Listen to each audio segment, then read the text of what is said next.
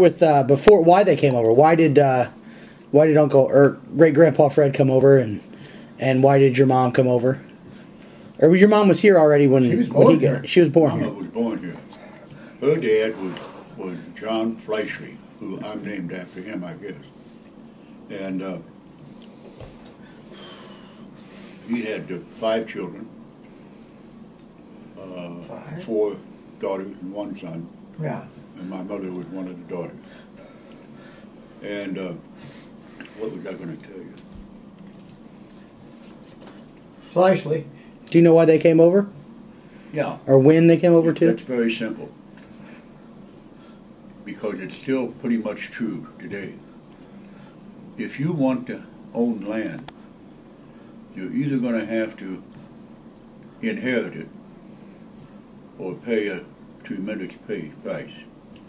Land in Switzerland is sold by the cubic yard, because or the square meters, because there's no more land. And increasingly in Switzerland, the dairymen are selling their land to industries. And it's very tightly restricted. You can't buy the land just because you want it. You have to have the money, but it's got to fit. It's like going to the zoning board here in Kansas City, except it's damn difficult to get the zoning board approval. Now that changes a little bit from canton to canton. And some, like Zurich, to another extent Geneva, they're big cities as such, and they welcome investment in industry. The rural cantons, they want to hold on to their agricultural land. That's the same thing here. So they came because my dad's mother had a little restaurant, and I guess she made a living. In Geneva. Huh? In Geneva. Yeah, in Geneva. And see, our folks, our dad was born in Geneva, but his folks were Bernese. So his first language was French, but he immediately learned Swiss German from his cousins that were in the next town.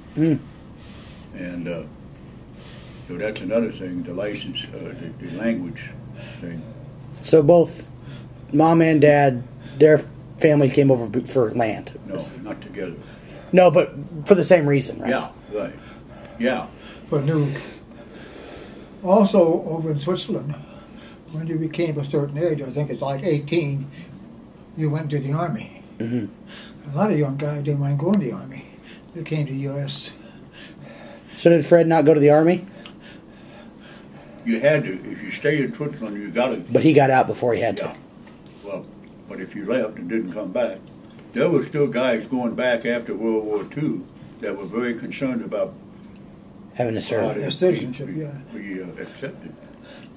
Because where they were between Germany and France and Italy, they were very vulnerable. So every man had to have kept his rifle at home or his submachine gun. I saw guys a couple of journeys back with a machine gun on a little tripod, taking it home after his routine. Wow. He had to go. They have to go to camp every year. And the airport was in the mountains. In the mountain. You didn't see any airfield out here. It was in the mountain. Wow. And come out of the mountain. Wow. And it took some engineering, I think. The Italians, yeah. And the Italians knew about that. They said, hell, we could never get a plane past Zurich. And so Hitler's generals talked him, I understand, talked him out of attacking Switzerland because all the bridges between Switzerland and Germany's ally, Italy, were dynamited and would have been blown up immediately if the Germans come. So that's how they stayed out of the war, by making their place of no value to the Germans to have it. They all came to America for more room, more space, more ground, More and to freedom. get out of the service. But then a lot of them had to sign up here afterwards, or had to go back, or couldn't go back without signing. I know Leo's son, when he went back, He had to go into the service, and he served. Then he came back here again.